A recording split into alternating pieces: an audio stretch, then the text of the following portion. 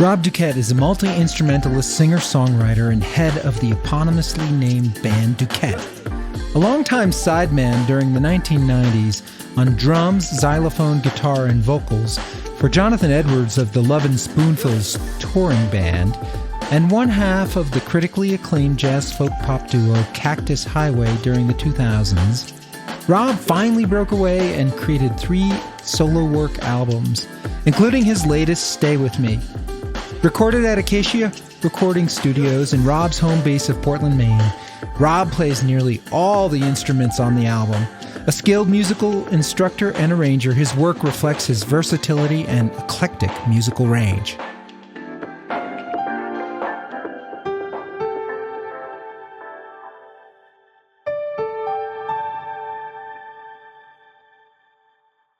So welcome back to Backstory Song. I'm here with Rob Duquette of the eponymously named Duquette, who has 3 albums out: Stay With Me, Trust the Night, and This Time. Let's start by talking about Moving On.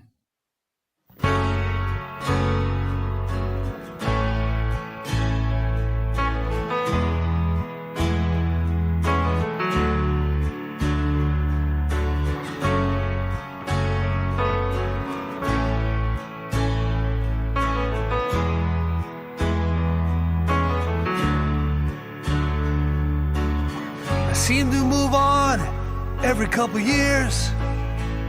I picture the road and the miles ahead.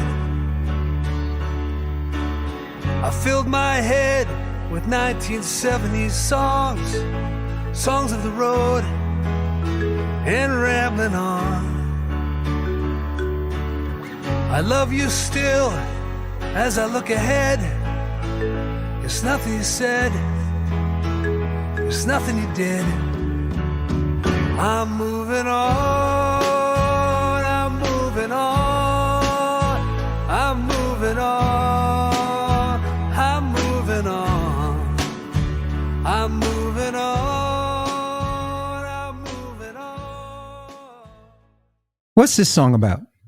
It's about accepting that, or finally, because in my situation, personally, it was a situation I held on for a long time, held off from moving on because kids were involved. And I wasn't sure if I was meant to maybe not be completely happy in my marriage life while sticking around for the kids. I knew that wasn't the way to do it, but it was a hard transition, as some people might be able to relate to that. It was hard to finally start talking about the fact that I'm not happy and the kids aren't benefiting from that. So this is a breakup divorce song with your first wife? Yes. In the first verse, you seem to make reference to the Allman Brothers. You know, the original lyric actually had the artists, Jackson Browne and Jonathan Edwards, because I was hugely influenced by Jackson Browne in my 20s. And to this day, he's my all-time favorite. And then Jonathan Edwards was him, Cat Stevens, and John Lennon were the 3 people that got me writing when I was a kid. So I had those 2 guys in mind, Jackson Browne and Jonathan Edwards. Oh, Running On. Yeah, particularly Jackson with his songs about being on the road, you know, for sure. But Jonathan had some of those running through his songs too, particularly his first album. So you're an incredible multi-instrumentalist. Maybe you could tell me some of the instruments you actually play, which are on this song. Yeah, you know, drums and percussion were always the main thing that I've been known for. But I've always played guitar, and xylophone is tied right in with percussion. So hand drums of various kinds, world percussion, you know, hand drums, drum set, xylophone, guitar, keyboard. I'm a bit of a hack on keyboard, but I do love playing. And I'm going to be doing an online show soon where I'm incorporating all those things. I'm going to be doing a setup where I have a xylophone in front of me and a kick and a snare and a hi-hat and then a keyboard to my left. It's been my COVID project, I guess you could say. And you have been a session musician around, mainly on percussion instruments. And in fact, I've been part of Jonathan Edwards' touring band, right? In that role? Yeah, I was in his group for about 4 years. He hired me as a drummer and a backup vocalist, so I sang all the high harmonies. And for those of you who listen to Jonathan and haven't seen him for a while, he's as fabulous as he's ever been, both his harmonica playing and his singing. He sings Sunshine Go Away in a higher key than it was originally recorded. I don't know how he does that, and so I had to sing the high harmonies on all that stuff, which was right at my peak in some situations. But then he heard me play guitar and he asked me to start bringing my guitar. So I had sort of a multi-setup. That was my first time sort of professionally bringing more than one instrument to a gig. So I had a small drum set, conga, he loves conga, and doumbek, so some hand drums, and then my guitar. I've noticed that the percussion instruments, like the broad range, what most people don't realize is kind of at the core of your music. It's, piano is a percussion instrument. Most people don't realize that. That's true, yeah. In moving on here, you have this first paragraph, the first verse, where you're talking about the road in reference to some of your inspirations. Second verse, you talk about being in Idaho and Eastern Washington. Yeah, I was in a group called Cactus Highway. And one thing, I don't know, I can almost answer both of those questions in the same way because I was touring in the early 2000s and we had a gig in Pocatello, Idaho, and then we made our way through Oregon and we went up to Washington. That was a real tour that we did. Bellingham was where we ended, and then we went down to LA from there. But anyways, so you asked about the line, I think about picturing the road and all that stuff. I gave up touring completely when my kids were born because I wanted to be with them every day. So one thing I did was I quit touring. We moved up to Portland, Maine, and I played in bars just about every night as a drummer and a singer. And then I started playing guitar in bands and led my own bar band for a real short spell because I had never done that. I'd always done original music. So I thought it was almost like something I should do at some point. So part of it was, letting go of the road so that I could be with my kids. And I've never regretted that for a second. But that imagery comes out in that song when I was thinking about leaving and whatnot, So in the last verse where you're kind of trying to come to resolution about moving on, you say, I use my mistakes for my fuel. It's nothing you said. No, it's nothing you did. Yeah. Kind of putting it on yourself and not the other person. Yeah, at the time I was, but it takes two to not communicate because it was kind of a situation where there was less and less communication as time went on, sort of an inability to get past that, to connect. But I was definitely acknowledging my own mistakes, accepting them, and working through them. Yeah, I feel like the last line's a bit of a lie, not to call you on it, but, it's nothing you said, no, it's nothing you did. Well, come on. Yeah, it was some things you said and it's some things you did. Yeah. But where I was coming from with that line also was it was what you didn't say. There was that lack of communication. So it's nothing you said. That's kind of where that came from. Although when I wrote it, I knew that it could be taken a different way.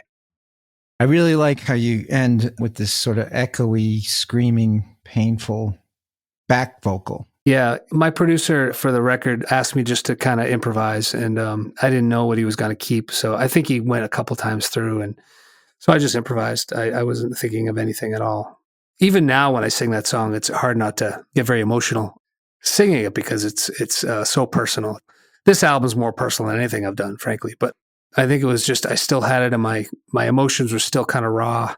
So I just kind of improvised from that kind of. He kept what he liked, I guess. So tell me, when did you start writing songs and why did you start writing songs?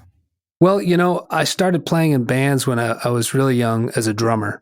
I didn't even sing. I was too kind of shy. So I was 14, 15, and then by 16, I was playing in bars professionally.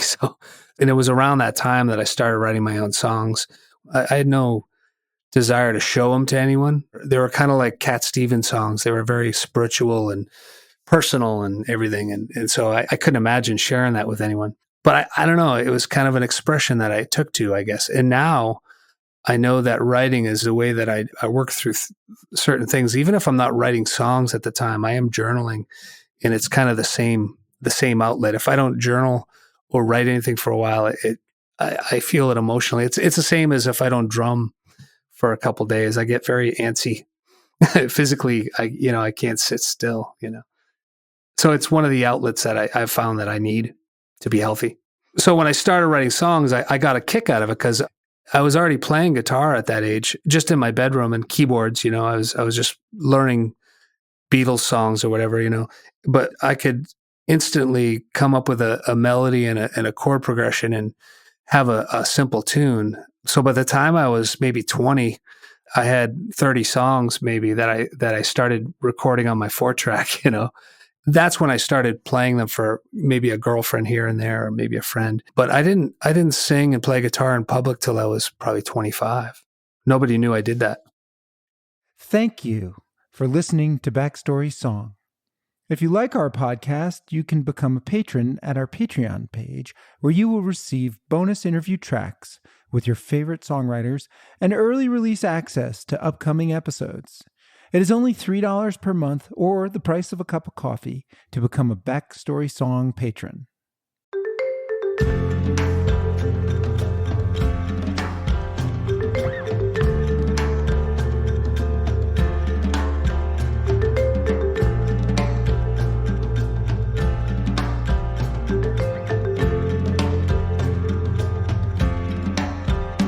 If you could see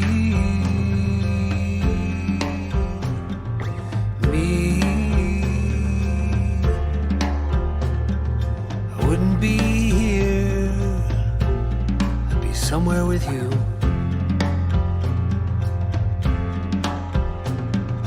I held on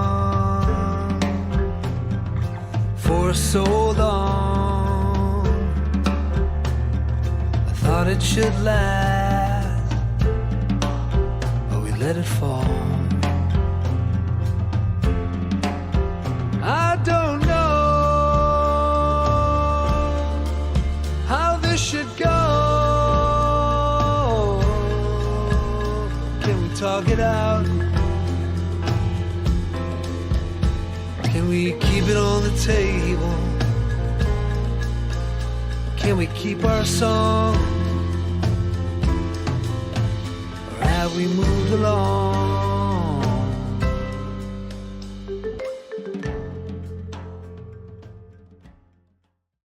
The next song we're going to talk about, Rob, is See Me, also a breakup song. I really love the xylophone introduction on this. And, you don't hear xylophone a lot on rock and pop and alt indie albums these days, and it's kind of neat. Oh, thanks. I love the tonal qualities of the xylophone and that you can get a nice melody from it. I'm not a horn player, so that's one thing I could always do is add xylophone to the compositional elements of a song, So I always love that. And I'm inspired by Frank Zappa as much as anyone in bringing that instrument to a popular setting, It's a similar topic from Moving On. They kind of go together. A divorce situation, hanging on to the situation maybe longer than I should have, and the inability to communicate. And yeah. This one has a real Jackson Brownie feel to me. Oh, cool. It's kind of interesting how you don't rhyme. You don't have couplets in this song. Yeah. And yet it's still quite listenable. Do you ever think about that? That you don't actually write rhymes? Not when I was writing that one, no. But I have thought about that before. In fact, the first time I started thinking about that was a Jackson Browne interview. I think it was Songwriter Magazine back when I was in Cambridge. I spent a long time in Cambridge, Massachusetts as a songwriter, late 90s into the early 2000s. My wife and I lived there in the Boston area. We spent a lot of time at Club Passim. They used to have that Songwriter Magazine there. And he talked about how at the time he was interested in not rhyming, not having everything line up. And at the time, my wife and I were both writing. And, early on, I think it was just a matter of, it was more emotion and, how you could be kind of different. But at the time, I think we were both very intrigued by the craft of songwriting. So rhyming was certainly a part of that. So tell me about the production of the album and the song, See Me Moving On. Yeah, both those songs were obviously very personal. And the process of recording them, the production, was really freeing. Doug Luther was the producer, and the engineer was Jason Phelps. We had the grand piano set up. We had a drum set, all mic'd. We had the guitar rigs kind of on the ready, or we'd be able to set them up pretty quick, whether it was electric guitar or acoustic guitar, percussion. We had everything ready to go, and it was just, they were like, okay, what do you want to do? So I'd lay down some drums, I'd lay down some piano, and it's kind of the way I started doing it when I was a kid with my 4-track, because I would just do all the instruments myself, Whereas the last album that I called Trust the Night, I had a lot of guests. Jonathan Edwards was on it and some other really great players. And it was a pretty amazing experience, really, to go back to that, but have it in a studio, I didn't have to worry about the engineering part of it.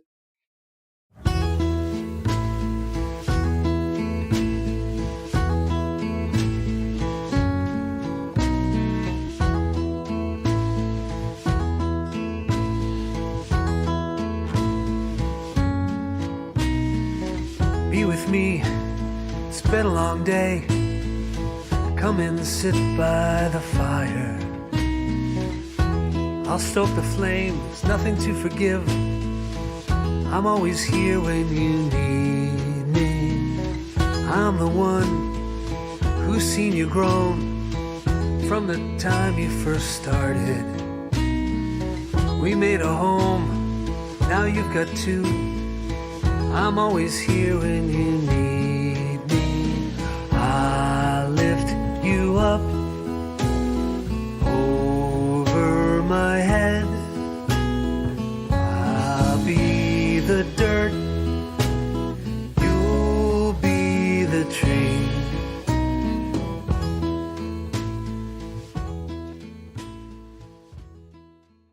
All right, You Be the Tree. It's a nice major key with a nice hook in this song. I love the hook in this song. Oh, cool. I'm not sure when that came in, but I know that I started writing that after I had left home and was grappling with, okay, how can I still let the kids know I love them more than anything and not see them maybe as much as I was. Although, I found shortly after that, I found that the quality time had not diminished, at all. I was still having quality time with them and they never felt like they weren't loved, but I started writing about dropping them off basically at their mom's, So it starts off with dropping my son off. And clearly this was a song for my son who had a hard time with it, harder than my daughter. And what happened was I was kind of renting a room for about a month or so. And then when I first got my apartment, I started writing the song and I couldn't get through it. I couldn't. I'd work on it and then I'd start crying. I couldn't get through it, So, and it wasn't until several months later that I could actually finish it and think about maybe performing it live. I don't know. And so you do perform this live now? I do, yeah. And you don't cry when you do that, or? It's close sometimes, actually. It's gotten easier because I spent so much time with both the kids and they're just doing so great. So it's got a lot of parental moments in it, blowing a kiss, secret handshakes, talking man to man. Yeah. Is this a poem to your son? Do you want him to? Yeah, I guess so, and it's sort of a wish to continue as we had been when I was living at the home with them. I didn't want any of that to change, really. I wanted our relationship to continue to flourish and grow. And then there's that bridge where I say, I'm all right. I don't know what prompted me to do that, but it was just kind of maybe was one of the things that helped me not cry, when I was singing it, I'm all right. I'm all right. Sometimes a mantra is helpful to parents, to anyone, but a mantra that it's okay. You're doing all right. Yeah. It's kind of like the whole song is you talking to your son. And then in the end, you're just kind of talking to yourself. Yeah. Yeah. Reassuring myself. Yeah. I needed that at the time. The sort of cliche is the apple doesn't fall from the tree, but your chorus is kind of the opposite. Tell me about the chorus. Well, there's the nourishing factor of soil and the tree growing above the soil, right? So I'll lift you up over my head. I'll be the dirt. That's almost a funny line to say, call yourself dirt. And I accept all interpretations, that people might have, especially if it makes them smile for a minute. I'll be the dirt, you be the tree. Since they were babies, I've always kind of pictured lifting them up, letting them grow and just nurturing them. In fact, this goes into the song that I wrote for my daughter, Lighthouse, which we haven't gotten to yet, but let's talk about that.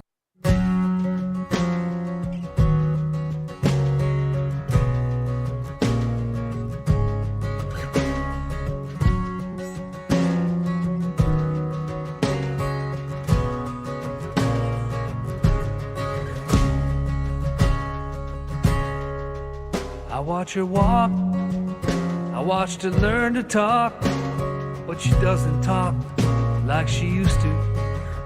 but she laughs. I've seen her cry, and she cries just like she used to. She looks back to where it's safe, and I start to let go of the anchor. She walks alone on her own, and I stand like a lighthouse. Oceans of souls on her own, and I stand like a lighthouse.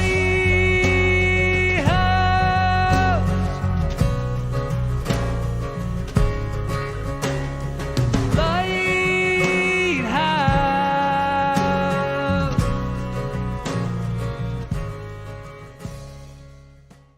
Well, there's that line where I say, letting go of the anchor, because there's all this sort of ocean sort of imagery, and I'm talking about letting go of the anchor. And that's just the way I've always parented, has been like little by little, you just let them go a little bit more and make more and more of their own decisions and have their own say. And it's kind of a gradual thing. So that's kind of, I guess, an imagery for both songs, you know.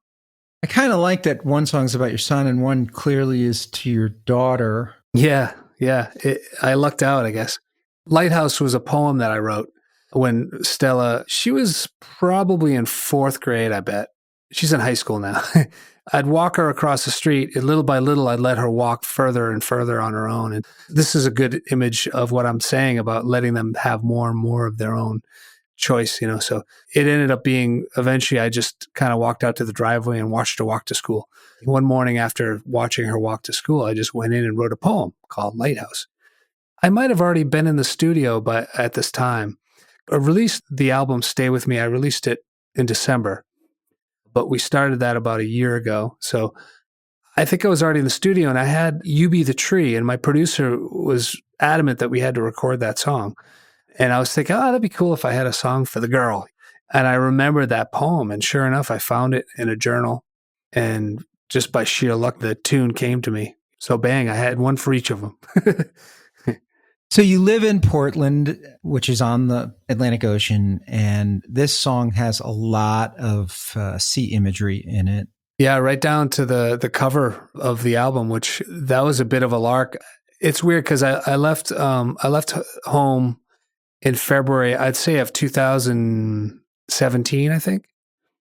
It was like January. And then in April of that year, I met my current wife, Amanda. Neither of us were in a place where we wanted to be in a relationship, but it wasn't really up to us because we fell deeply in love. And what happened was I proposed to her at that spot where the album cover, that picture that was taken, that's right after I proposed to her. It's my favorite spot on the ocean. And I proposed to her. We were hugging and everything. And then she clicked that shot. And if you look closely, there's a shadow of us hugging and her leg kicked up behind her, sort of. She's a dancer, you know, so it's almost like this old sort of school, like hugging each other with her kicking her leg up, you know. So even the cover has that ocean imagery. The ocean has been really important through this whole process, I guess. I've always felt that. Well, you guys do some performance art pieces, right? Yeah. It was sort of short-lived, but it basically, I did what Jonathan Edwards is doing now, which is just doing all his gigs solo, really. So I started doing that with Amanda dancing, and we've had some really magical moments with that because she does lyrical dance, and she grew up dancing and teaching dance and everything and studying dance. So not only do we do our kids' music together, but we do that together. That's kind of on pause, of course, along with everything else. But no, that was great to have the dance and just me on whatever instruments I brought. I think the last thing we did, I had xylophone and guitar, I think. So I went between the two instruments. This song, Lighthouse, has a wide range of instruments. Is there a cello on it, or? Oh, that's actually Stella playing violin. Oh, is it? Oh, it's violin. There's a little bit of mandolin there toward the end. And then I think everything else I played, it was, guitar and percussion. Luke plays shaker, my son. It's a real family affair on this one, huh? Yeah, it was great. So do you like being a parent? I love it. It's the best thing that ever happened to me. And so you write kids music. Yeah. So tell me about that. When the kids were still babies and I was with them every day, somebody wanted me to come and play music for daycare at the time. There were a lot of like kind of home daycare centers. And so I was like, yeah, sure, I'll do that. And I've always appreciated, Fred Rogers and the Sesame Street crew. All that stuff was so inspiring to me, as a kid, and Muppet Movie was the best, And so I always had that in my head. And I started doing this about once a week. I'd bring my kids and I'd sing a few songs, maybe a half hour, and then leave. And I started coming up with my own things, Brush Every Day, Friends Forever. These are songs that I still do. One summer I was like, I'm going to do a couple kids shows. What the heck? So I did 3 concerts that went quite well. And by the next summer I was doing 30 shows, I think, or something that summer. And it just became a no-brainer that that's where I should be spending my attention. So I've done that. I don't know if it's been quite 10, but probably close to 10 years. And my wife, Amanda, and I have joined forces because she's been Amanda Panda for quite a while, maybe the same amount of time. So we've combined our thing into Kind Kids Music.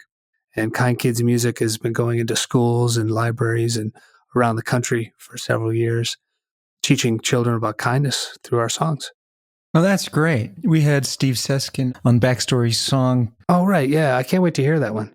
Do you play Lighthouse and You Be the Tree to the kids? We've done that. We do this big concert on New Year's Eve at LL Bean in Freeport, Maine. It's an amazing night. There's a countdown to 6 p.m., but it's huge. It's, thousands of people, and it's outdoors, so it's really cold, but it's super fun. And in the middle of that concert, of us doing our regular repertoire, kids music, I did, I don't remember if we did Tree, but we definitely did Lighthouse. It went over great. It's almost like a crossover sort of thing where it's almost like a kid song, but, it's obviously directed toward parents, I think, overall, but it went great. Without asking, kids started singing along because there's a big pause before I sing Lighthouse. There's a big pause. Everything stops, and I go, Lighthouse. And one time through that, kids started singing along. They'd go, Lighthouse, before we even started. So that was really neat. Yeah, it's a song that really feels like it's from Portland, Maine, and that whole, Maine coast area. Are you inspired by where you live? Funny, the ocean has just been always important to me. I grew up in Hollis, New Hampshire, so it took about an hour to get to the ocean. But whenever we made the trek out, it was really special. And I remember spending a lot of time in Martha's Vineyard in Massachusetts, and coming up to the Maine coast was always really magical. And then I went to school for a couple of years up here in the Portland area. Always had a mind of moving north. After I got my undergrad in music performance, I went down to Boston for quite a few years, but always wanted to kind of move back to Maine. So yeah, that's always been a big part of it. It's funny because Lighthouse, I picture as the strong structure that is easily found, right? The imagery, I think when I wrote the poem was that was my desire to be like a lighthouse for her when she got older. Because like I said, when I wrote that poem, she was in elementary school. From when they woke up in the morning till 3 or so, 4 o'clock in the afternoon or whatever, I was with them. So it's kind of easy. But I think when they get to be teenagers and there's more challenges that come up. So I think it was my desire to continue to be like a lighthouse for her when she needed me. Well, we're recording this right in the middle of the corona quarantine, which is affecting all teenagers in a totally unique way. I mean, it's a unpredictable thing that's monumentally transformative and confining. And so how are you dealing with that with your teenage daughter? That's been great. I get them about half the time. I'm big on giving them a good breakfast. I love cooking for the kids. So like we'll have a nice breakfast together. They'll go do their work. I hit the studio to practice and do my work.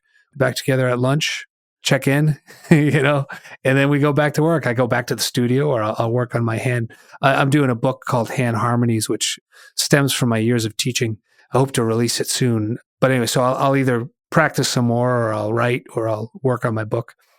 And then we just kind of come together. They usually finish school pretty early, so we'll have the afternoon and evening to hang out. It's been hard that they don't get to see their kids, and they both have birthdays during this time, so they can't have birthdays with their buds, that's kind of a drag. So we're just trying to make it as special as we can for them, Yeah, no, it's hard. I have a teenage daughter. Her senior year is being ruined, and her freshman year in college is going to be different too. We don't kind of know how that's going to play out.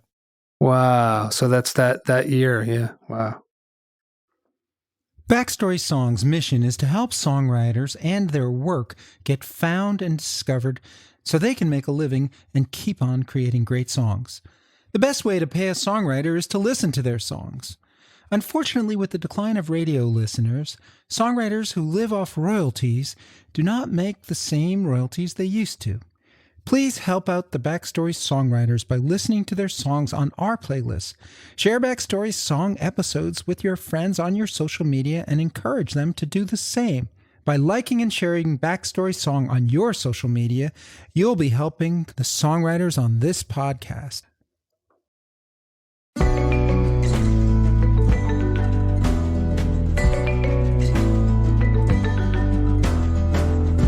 It's okay to be vulnerable now. It's okay now the gig is all up. It's okay to be vulnerable now. It's time to just be open wide. It's okay to be trusting for now. It's okay not to know anything. It's okay to be trusting for now. It's time to just go tell the truth. It's okay to be happy for now. It's okay just to let it all in. It's okay to be happy for now. It's just enough for everyone.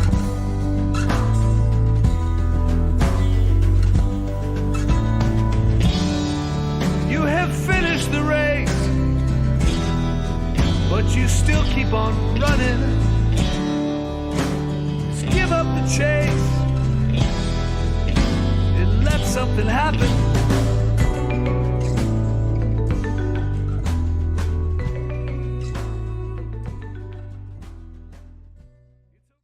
So, Rob, the next song we're going to talk about is It's Okay. I like this one again with the xylophone. Yeah, I'm liking that melody more and more as I play it because I'm learning how to play these songs live still, picking what instruments I want to play. I kind of had this concept where I wanted to, sometimes show up on a gig and just play just xylophone on all the songs or just keyboard or just guitar, So learning how to play that one has been really fun. Another Jackson Browne no rhyming song. No, I didn't realize. So you don't even think about that. You just kind of... No, I don't think so. This one came probably around the time that Tree came. So that one obviously is more about son, but It's Okay was about me. I found myself drinking wine and finishing the bottle before I even knew what was happening. So I stopped doing that right away. I was like, okay, that's not helping anything. But I came up with the original concept while having a couple glasses of wine. And the original lyric was kind of like a scrambled egg situation. You know how Paul McCartney wrote scrambled eggs and it turned into yesterday, right? So it's kind of like I had words that were just there, which was I'm a walking cliche. I was divorced. I was, in my 40s. I was drinking wine. I was like, wow, I'm a walking cliche. Look at that. So that was my original lyric, but I turned into you have finished the race, and I was feeling that was making more sense than the other line. And it was kind of like I had a placeholder as these silly lyrics kind of, which has happened before. What has happened often is I come up with like a placeholder for lyrics and I never go back to it. I kind of figure, okay, that song's never going to happen. But this one had something in it coming right out and just saying, hey, it's okay to be vulnerable now, or it's okay to be loved. Kind of focus on myself a little bit and make sure that this thing that I went through with moving on and see me doesn't happen again. So are you talking to yourself or are you talking to others? Both. I'd say when I wrote it, I was talking to myself. We have a lot of blocks, I think, as humans, and so many people sort of fighting each other and getting in their own camps. And this is well before the situation we're in now with COVID-19. At the time, I was just feeling like, let's just throw our hearts out there and sort of communicate, I guess, You finish with your falsetto, which you've mentioned you've been hired for. Yeah, I've made some of my living with the falsetto. Although Jonathan always had me sing in my chest voice. If I went to falsetto, he'd call me on it. If we were doing any vocal warm-ups before the show and I went to falsetto, he'd be like, chest voice. He didn't like the falsetto. So I had to sing in full chest voice, which was cool. But this chorus does rhyme. It's just your verses that don't rhyme. So I do. Oh, yeah, it does, yeah. the minor key here, right? Yeah, it's kind of a descending sort of thing that I came up with, I think, shortly before the lyrics started coming. It wasn't really a separate thing. I think the lyrics came pretty quick, but I was liking the feel of, there's some tensions in the chords, but it's a descending sort of line that at one point the melody came to me separate from an instrument. So I had to sing it into my voice memo. Oh, really? Yeah, I knew there was a good potential that was the melody. Ba-ba-da-ba, ba-ba-da-ba-da-da. I just had a hunch that was what was needed there, and it was perfect. I didn't know for sure until we did it in the studio. So tell me about that. You jump in the studio, and who's with you? How did it go down? It's just me, man. I'm playing everything except for the violin that Stella plays. And there's a couple tracks where I had my good friend John Cumnick. John Cumnick has been the bass player in the group for a lot of years now. He's played with Cyndi Lauper and David Bowie and these folks. The producer, Doug Luther, wanted it just to be me because he heard me playing. He's like, no, I just want you, and that's it. But I talked him into having John come in and play bass on maybe 4 tracks. And then Jason Phelps, the engineer, played bass on a couple, and then I played bass on a few. But it's basically just me, playing everything. So we had the basic guitar and drums and maybe bass. And it was basically at the point in the song where I was like, oh, what do you want to do? So I was like, how about I go in and I'll see if this melody works? Because I got this melody that I just really think it'll make sense in there. There was a xylophone there. I didn't have to bring mine. So I played it, heard it back. I was like, yep, that's it.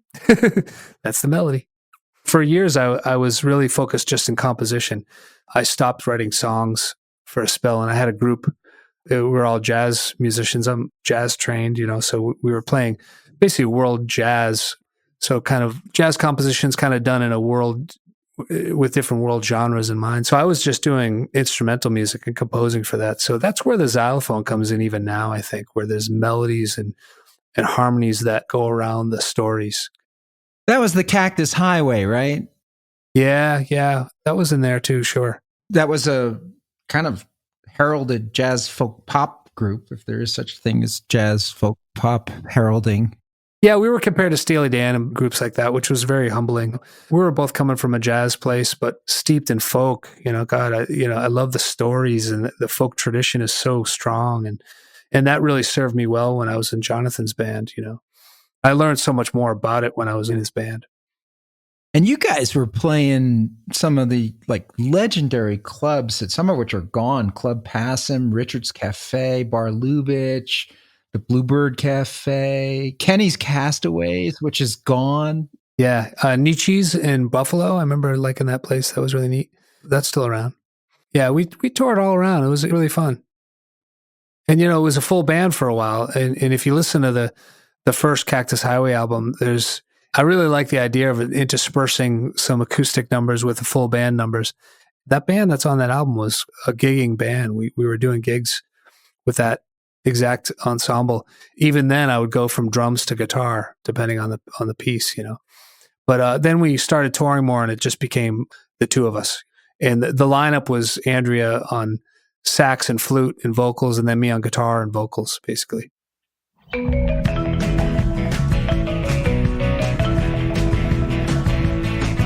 Way you move is like the wave falling on the shore. I like the groove, matches mine for sure. And I know that I can't keep you from my mind anymore.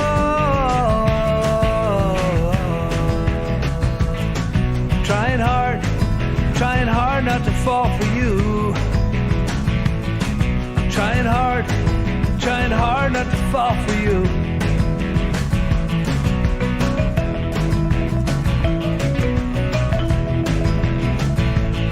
It's not a date, it's 2 friends hanging out. But it's getting late, my passion screams and shout. And I know that all it takes is just one kiss, then we're done.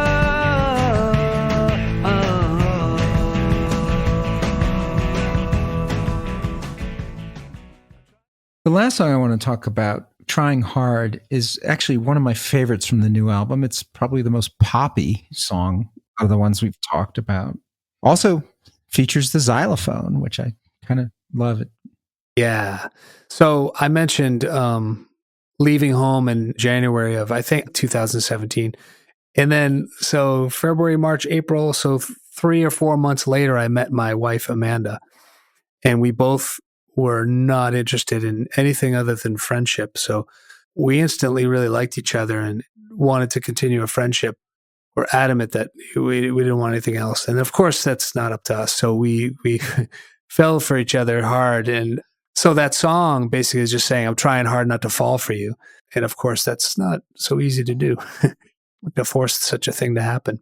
So it became kind of a funny sort of tune, but I was really excited about it because I love pop music, as much as I love Thelonious Monk and God, Anthony Braxton and all these Lee Konitz, jazz people. Jazz music still inspires me greatly, as does folk, but I really love pop music. I grew up with, like the song says, 70s songs, on the radio. That's the first thing I heard. So when I came up with that tune, it wrote itself pretty quick, I was really excited about it. And we were doing pretty regular gigs with the band. So I remember doing a voice memo and sending it to the band right away and say, hey, I got to write out charts. We're going to learn this tune. I was feeling like, wow, this is a pop tune, man. But it's basically about trying not to let anything happen romantically. Of course, a few months after that, we bought a house and we got married. So there we are.